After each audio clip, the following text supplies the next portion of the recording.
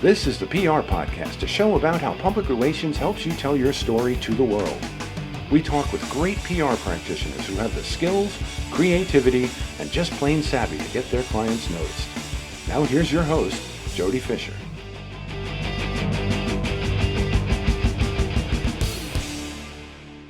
Hey everyone, and welcome to the PR Podcast. I'm Jody Fisher. Thanks for joining us. Well, make sure you send us in your PR Podcast plug. You know, we started this because, as I like to say, as PR people, we're really good at promoting our clients and we're really terrible at promoting ourselves. At least I am. And so I created this to give all of us PR folks a way to promote ourselves. Now, we don't want to hear necessarily about your 9 to 5, even though that'd be fine.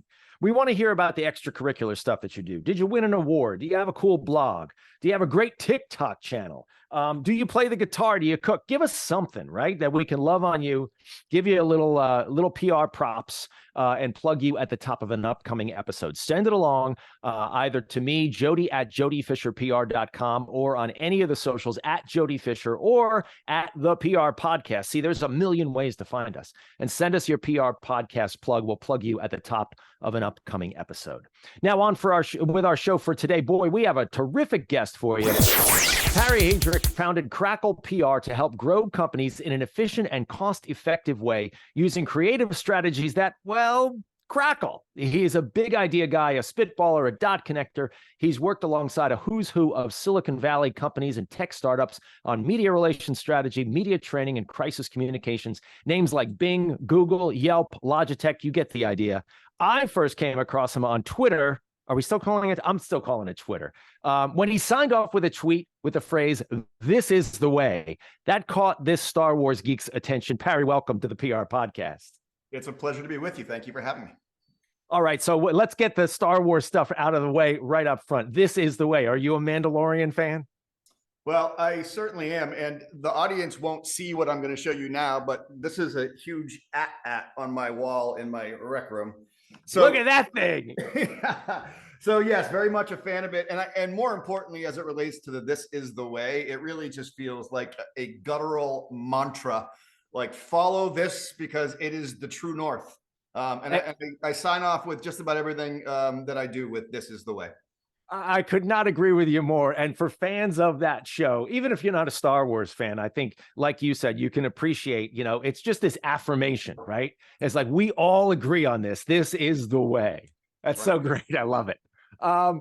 Tell us a little bit about Crackle. I mean, I've looked at your website and obviously I follow you on social media. A really interesting company. How'd you get started? So Crackle was born in the bowels of the pandemic. Like a lot of people, I was staring at the walls of my house when we were all sort of sequestered. Everybody was working from home and the world was kind of falling apart, not just with COVID, but there were riots in the streets everywhere and just craziness generally about race and all these crazy things. And I just was thinking to myself, wouldn't it be good to reinvent my relationship with PR now and build it in such a way that it was only to work with good companies. In other words, contributing to the positivity in the world and not to more of the negativity that literally is surrounding my whole house and my whole world right now. So that was the genesis. Like, hey, what if I start a firm that only works with demonstrably good companies? And then I took that a step further and said, and what if I'm more concrete about it and said, I'm not going to work with jerks or ASS holes anymore, because I've done plenty of that over my 20-year career. So in addition to not having any clients who are jerks, we also don't have any employees who are jerks. And that really is the ethos of the company. Good work for good companies with good people doing good stuff, full stop. So I am totally on board with that. And yes, this is the way, because I feel the same way. Life is too short to be working with people who, let's just say, complicate things. Yes, correct. And when I was working for other people building their PR agencies, I didn't really have the luxury of walking away from business that maybe wasn't, my cup of tea. But as founder of Crackle, I'm able to do that because if the boss gets mad at me, I can just go look in the mirror and say, it's your fault, pal. Is it that guy, our bosses, they're tough, but they're also wonderful people to work for, aren't they? Exactly right. So what types of industries are you working? I mean, we ran down the Silicon Valley stuff, the tech stuff. Is that where most of your business sits, or is it other stuff too? Yeah, it's mostly B2B tech. So I just to back up for a quick second, I spent 20 plus years growing a couple of the largest privately held tech PR agencies in the country. So Shift Communications, I was VP of marketing at Shift for many, many years before it was acquired for, untold millions. And then I was also VP of marketing at Matter Communications, which is now one of the largest privately held agencies in the country. And so my pedigree is very much B2B tech. And that same sort of ethos is in the new company now, but we're a much different model, right? So we're fully distributed. I don't have any offices. I don't have any real estate overhead. But what that allows me to do is hire the best people wherever they happen to live, not just people within a 30-minute radius of my office. So I have people all over the country. We are fully national, but I don't have any of the real estate debt that a lot of traditional agencies are saddled with. Yeah, that definitely helps a lot. And it definitely helps you put the resources where they belong, which is the people and the intellectual capital that you need to be leveraging. Yeah. How big is your team? You got? Sure. So we have 15 people. We have 10 full-time employees and then 5 really senior consultants that I bring in to fill gaps as needed. And is it earned media? Is it social? Is it owned? I mean, what are you focusing on? Earned for sure. We do a ton of, the media relations that you would expect. We also manage a bunch of social and even do things like helping the C-suite write their LinkedIn strategies, for example, and their actual posts. Mm-hmm. And then we do a little bit of content development for some of our existing clients and then some one-offs as well. So I would say heavy on the writing, heavy on the media relations. And then I'm personally a media training guy. I have media trained the C-suite of some of America's most beloved tech brands. And I still do that for our existing clients. That's great. PR, when people think of PR, they mostly think of media relations, right? But PR isn't, as we know, not just limited to that. I find that it's more encompassing to say that PR is all about communications and sort of telling your story to the world in whatever ways that you can do that. Where's the landscape? Is it shifting away from earned? Is it more into owned? I mean, how are you counseling your clients to use PR and their messaging capabilities? It's a great question. So I guess what I would do is start in the following way. So PR 101, PR 101 is the stuff that everybody knows about, right? So it's like, hey, you have a product announcement. Let's write a press release. Let's, pitch out X number of reporters, knowing that some amount of those people will cover it. We'll count up all the impressions and then report back to the client and say, hey, didn't we do a great job? So this is, my house is falling apart. So that's kind of the 101 stuff. And we do a lot of the same stuff that most agencies do as it relates to press releases, media relations, except we try to do it in a highly targeted fashion, right? So for us, less is more. Give us 10 of the exact right people that should care about your news, and don't do the spray and pray nonsense that has given PR a bad name. So that's PR 101. We do that like everybody else. Nothing special there. What I think is different about the PR landscape and what Crackle has kind of earned a reputation in is what I am calling PR 121. So it's all these disparate groups like podcasters like yourself, like LinkedIn, like Slack channels, like Discord, on and on, all these sort of small pockets of influence that a lot of agencies don't have the time or the wherewithal to do the spade work to get in front of. And so I really think that it's a combination of PR 101 and PR 121 that in aggregate can really build a halo effect over your brand in a way that just the 101 stuff can't. So to answer your question, I think it's some of the old stuff is going to be around for a long while. Press releases aren't going away anytime soon, although I hate them with a passion when they are a waste of time. But having said that, it's finding your audience wherever they live now and finding ways to add value to those communities so that engenders goodwill for your brand. So I think that's the way that PR is heading. Full agreement there. Do you find particular strategies resonate with particular types of clients? Is there sort of a delineation between a particular type of client and the type of strategy that makes a lot of sense for them? Or is it too bespoke to put into those type of categories? It's the full gamut. Honestly, we still get prospects that come in, and when they talk about PR, they're really just talking about media relations. And so We have plenty of clients that we do a great job with media relations. That's great. We have other clients who read a lot of what I write about on platforms like LinkedIn, and they are intrigued by the new way that I'm discussing PR and the new avenues they can explore. And so a lot of times what I hear is, we don't want to just go with a press release and pitch strategy. We want to go deeper and actually build relationships with our audience. So it really does run the gamut. We have an absolute, ton of traditional B2B tech clients that want to do pretty much the one-on-one stuff, but we are always fighting to have them stretch their minds into the new ways of doing PR that, again, in aggregate, build that halo effect over your brand. That's just really, really challenging to do if you're just pumping out press releases. Are there some of those strategies that you think resonate or you think are growing in stature, in let's say in the coming year, 2024? I mean, you mentioned things like Discord, which is traditionally like a gamer platform. How are people using those types of maybe less known vehicles, platforms to connect with the audiences they need to be connecting with? Yeah, so I refer to those platforms as dark funnel, right? So you have the Discords and the Slack channels where people who are like-minded will share experiences, they'll bond over their profession, and yes, they will, through word of mouth, recommend the things that they're trying and doing and work well for them. Which is why the whole marketing game is challenged when it comes to attribution. So to back up for a second, most websites, when somebody comes to their site, it'll be like, "How do you hear about us?" And there'll be a pull down menu. Was it a webinar? Was it a sales conference? Was it these 4 things that sales can claim responsibility for?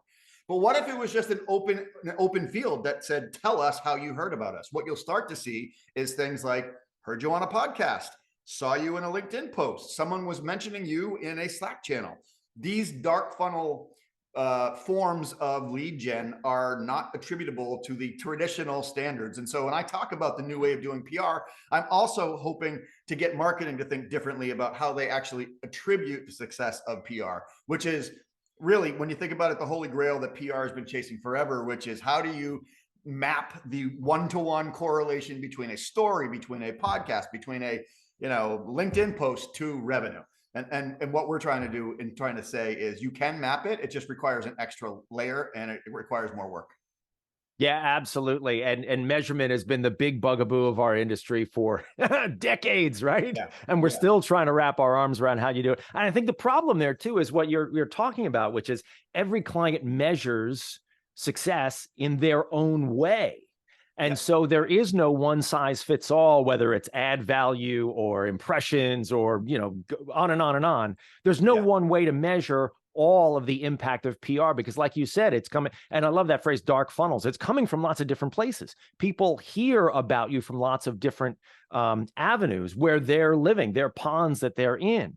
But eventually all those ponds, oh boy, I'm going to try to pull an analogy here, funnel into one big ocean, right? Where suddenly your cash register is ringing, but they're coming from lots of different sources. Yeah, no, I think that's right. And to kind of dovetail into the question you asked, which is what sort of platform or avenue do I see being a big deal in 2024? I would just say I'm living proof that LinkedIn in particular is and will remain a powerhouse and a wildly underutilized platform for developing goodwill, developing revenue, developing partners, developing employees that all come inbound if you play that platform right. So I'll give you an example. In the almost 3 years that we've been in business at Crackle, I've done 0 outreach for new clients, 0 outreach for new employees. It's been 100% inbound based on the value that I add to that platform by talking not about myself, but about the industry in general. And so people like it when there's a truth teller out there telling the good, the bad, and the ugly about everything that they experience every day. And what that does is it engenders trust. And by the time people reach out to me, they say things like, "I feel like I already know you because I've read your stuff for so long now." And then we get right down to the nitty gritty first versus the whole dog and pony show and the nonsense that usually accompanies a first touch. So we're already 75% of the way toward closing the deal, toward hiring the employee, toward establishing the partnership, because they already understand my ethos, how I think, how the company operates, what we value, what we don't. And so in that regard, it's vetting on steroids if you play your cards right on that platform. Yeah, couldn't agree more. And I've had the same experience in just the 8 months that I've been running my own PR agency. Agency of one guy, but still, Yeah. I've done zero outbound, and I've had the same experience where I'm talking about PR on all my channels. I'm leveraging that knowledge. I'm passing along sort of a philosophy about how I work and what I do, Yeah. and I get the same experience. People come to me and they're like, "Hey, I saw your stuff," right, for Yeah. wherever they saw it. Yeah. You're creating evangelists there. You Well, really yeah, are, because yeah, and right. I think, just to, not to interrupt, but I think it's a mindset shift that a lot of people are still trying to wrap their heads around, just as they're trying to wrap their heads around the idea of ungating their content on their website, for example. For a long, long time, they're like, wait a second, if you want access, you need to give me something, email, all this stuff to get value. And what I'm here to say is, that's BS. That's crazy. Don't make people jump through unnecessary hoops. Oh, and by the way, on platforms like LinkedIn, ungate your brain and give away what you know for free by posting every day about what you care about and what matters to you. And people appreciate the fact that they're getting unique insights into the company, the person, the entity, etc. So don't gate your own thoughts. Don't gate your website. Ungate it all.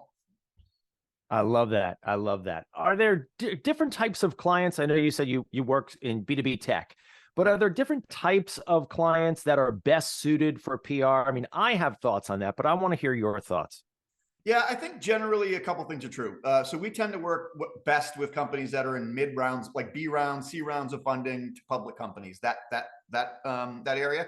We definitely work with startups too. But in order to be successful as startups, you need a couple of things. You either need customers who are willing to talk about the efficacy of your products and services, because reporters aren't into fan fiction these days. They want the receipts. Or the other thing is, if you don't have customers who can talk because of the sensitivity around what you do, let's say you're in financial services or security or whatever, then what you can do instead is have fun with data. What unique proprietary data are you sitting on as a company that we can package up and make interesting for reporters and, more importantly, their audiences? So you either need customers or you need data. Ideally, you have both. If you have neither, you're going to have a real hard time. Yeah, I frequently use the phrase that I'm your carpenter. I can build you the house, but you got to bring me the wood. You got to bring me the tree. Yeah. I can't make this stuff up. And you're right. I think a lot of clients, a lot of companies are so close to their own businesses that they don't see the stories that are embedded there. And that's how we can help them and guide them to potential stories that can grow their brands, that can grow their and elevate their profile Yeah. out there in the wild to eventually beat a path to their cash register. Well, and I think it everything we're talking about, it makes sense, but it's kind of secondary or sometimes tertiary steps to what I think is the most important thing in all of this, which is, to be successful and to have a strong PR program, you really need a powerful and strong strategic narrative as a company, right? So we talk about storytelling all the time. There are a lot of elements to that, but I think most important is this high level strategic narrative that everybody internal to the company feels great about and wants to run toward. And everyone external that hears that message says, holy crap, this is a movement that I want to get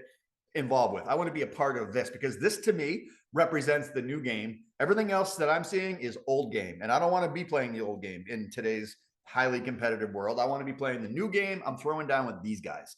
And if your strategic narrative is capturing the imagination of those audiences that way, then it makes everything else that your PR team, your marketing team, your content team, that much easier, because it's defensible and it's real and it's bigger than the parts of the components. Couldn't agree more. Could not agree more.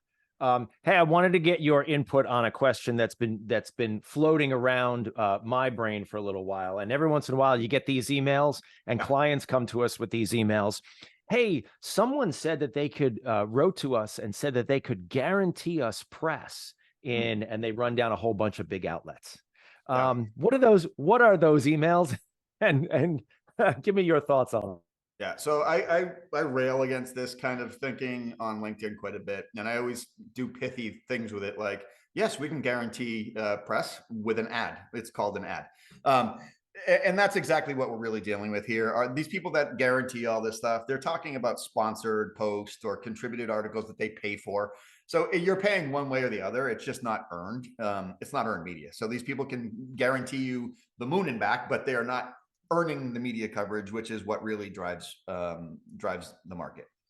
Yeah. Is there any value in that stuff at all? I mean, certainly there's a value in advertising, right? There's value in buying ads and whatever platform you want to be on. But is there value in that kind of stuff at all? Yeah, I think there is value, particularly if people don't realize what they're seeing is sponsored and paid for, if they think it's earned. But there's something inherently flawed with that. In my mind, it's kind of deceitful and kind of trickery, I guess, for lack of a better word. So if you really want to make progress by tricking people into thinking that it's legitimate coverage, then that's on you. So, I mean, it can be powerful. It can help with things like SEO too, for example. So you can be found a little more easy with branded search. Like there are some attributes that make sense. But I think in the final analysis, there's really not much argument that actual earned media trumps any sponsored or paid for posts that you could do by a mile. Agree with you there. Let's end on an up note here. What's hot for 2024? What's going to move the needle for earned media and for PR in 2024? I think a couple things are true. So I guess I have to talk about AI in the sense that everybody is talking about AI, and that's it's not going away. It's getting more prevalent. I think what's going to be hot in the PR world in the coming year is an uncomfortable subject, actually, especially for a lot of the conglomerate PR agencies. And by that, I mean, they still operate on an hourly billing model.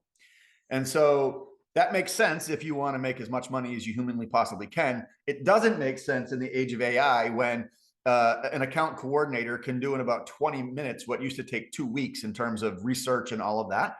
So you tell me how that account coordinator or that account executive is going to do their billing at the end of the week when they spent half an hour to an hour using AI to do most of the work that you would need to do in a week. So I think the world is going to shift toward a value-based model instead of an hourly model. You're not paying us for the hour we just put in. This isn't an output input thing. What you're paying us for is the 10,000 hours that we've earned in the trenches learning how to ply our trade and earn our craft. That's what you're paying us for. Just like any other highly skilled profession, you're not paying for the hour. And lawyers are going to go through the same type of thing because all of the research and all the law clerks are going to be able to find in seconds what used to take weeks or months to do in the past. So everything that's in professional services, of which PR is a part, is going to have to move away from an archaic model to the value-based model that I'm describing. I'm with you. I'm totally with you. We're like peas in a pod here, Parry. This has been a great conversation. I appreciate you spending time here. We're going to segue now into the rapid fire question portion of our podcast. This is where we steal a page from inside the actor's studio, ask our guests a series of rapid fire questions meant to elicit a simple answer, maybe a laugh or two with your indulgence. Parry Headrick, here we go. Rapid fire question number 1. What is your favorite news source? The New York Times. Love it. Nothing takes its place. Rapid fire question number 2. What's your favorite social media platform? May have already answered that question. Yeah, LinkedIn by a country mile. There we go. Rapid fire question number 3. Coffee or alcohol? Coffee in the morning, alcohol on the weekends. There we go. Rapid fire question number 4. What is your favorite on the run food?